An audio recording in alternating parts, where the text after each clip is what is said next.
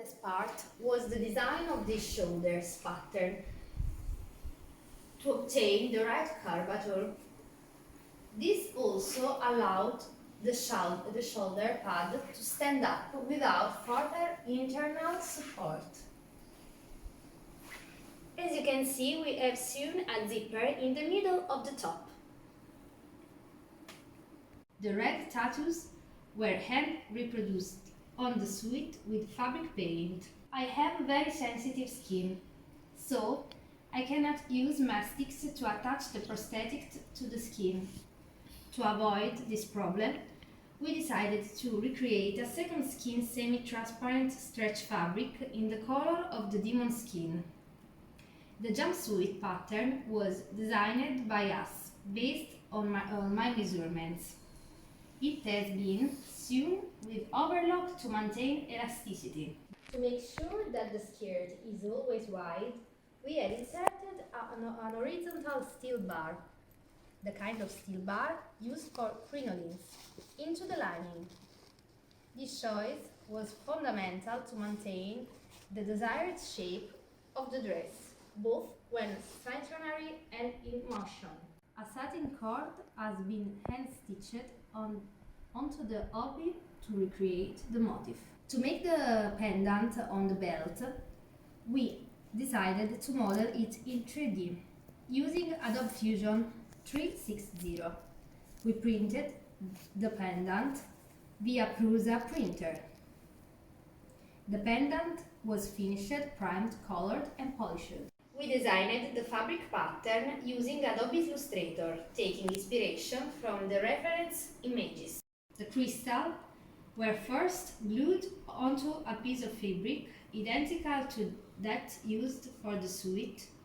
After, each piece was hand-sewn on the suit. On the outlines of the crystals, rhinestones of different sizes have been applied to mimic the effect of precious stones that come out of demon's body and to amplify the effect of the lens. The wings were made in translucent form, primered with flex bond and painted with acrylic spray paint, using 3 different colors to make the 5 shades. The structure was made with a PVC tube shaped with a heat gun.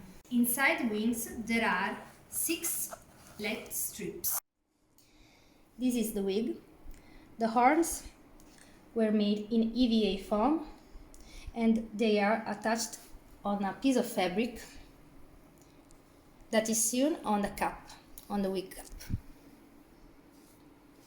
The wig is handmade, styled with a scissor, and the decoration of the texture of the horns is made with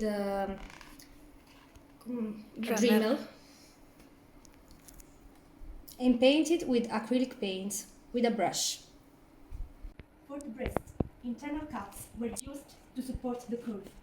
All the other inserts have been made of foam of different thickness, 3, 5 and 10 millimeters. The gems featured on the costume were made from thicker and sculpted foam. All inserts have been covered with stretch and metallic lycra.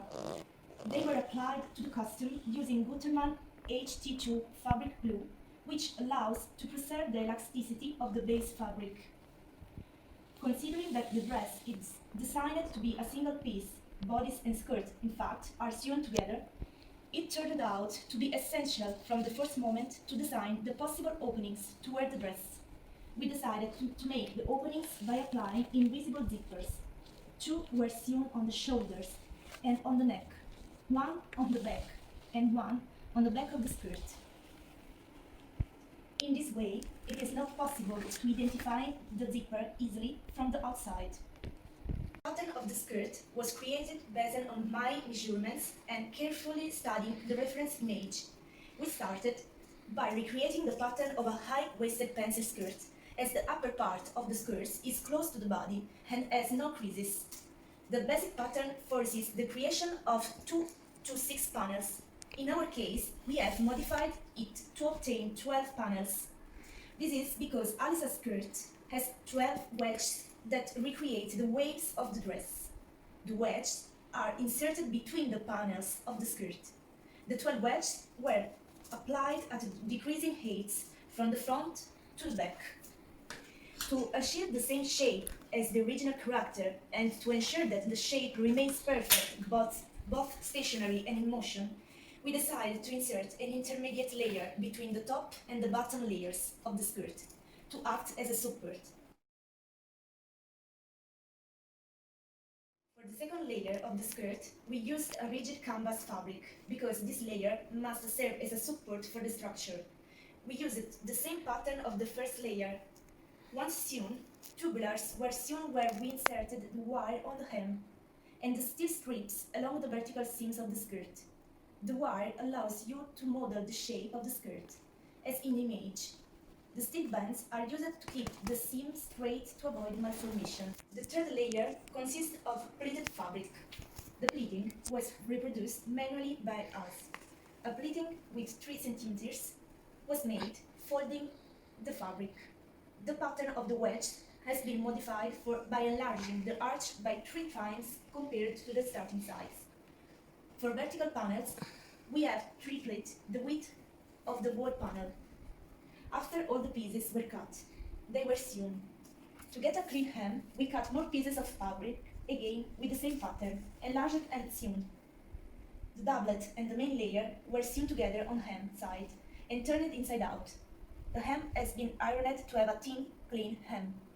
In the segment, there is a radial pleating. In the vertical panels, an accordion pleating.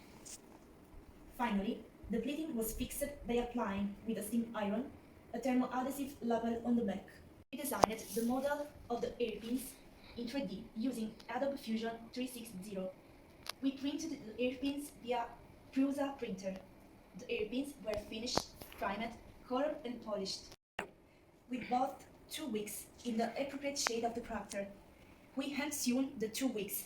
Finally, we made the styling with scissor, hairspray and hair straight. The structure of the tiger was made by joining several pieces of foam rubber with glue.